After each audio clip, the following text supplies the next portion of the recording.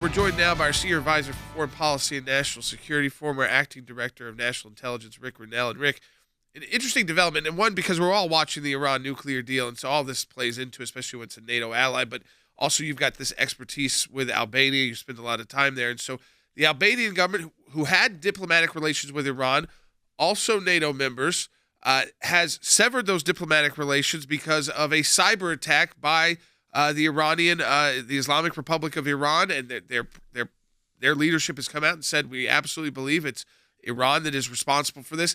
I think the first question people would have is Iran and Albania. Why would they choose from even the list of NATO allies?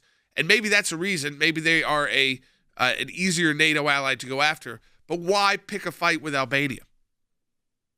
Well, it's an interesting question, Jordan. As you know, I have traveled to the region, the Balkan region, quite a bit. And I know Prime Minister Edi Rama. I know him well. I worked very closely with him during the Kosovo-Serbia negotiations. And Albania was very important. Albania is a Muslim majority nation and a NATO ally. And so it's important to understand that I think Iran feels angry that you've got countries like Turkey and Albania who are NATO members who are not siding with them, but who are siding with the West. And of course they should side with the West. They're members of NATO. And so I think the actions of Edi Rama, the prime minister, have been very strong. I've spoken to him since all of this has gone down, and they were very firm. They wanted the West to stand with them. I think he was clear-eyed and focused when they kicked out the Iranian diplomats.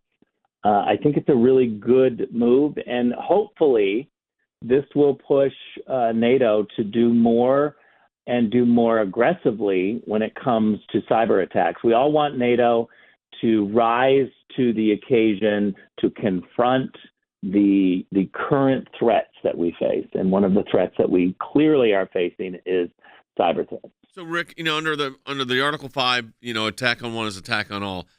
Is cyber warfare covered right now?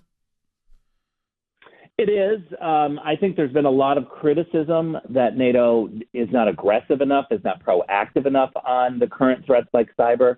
But we need to be. There's been a push to have NATO do more when it comes to cyber attacks, certainly in the Trump administration. When we talked about reforming NATO to rise to the level of today's threats, the threats are changing. Every decade there seems to be a new type of threat, whether it's a non-actor, nation threat, but now we're moving into cyber threats, which can just be, someone in their basement, or they can be a whole plan of attack from Russia or North Korea, or in this case, Iran.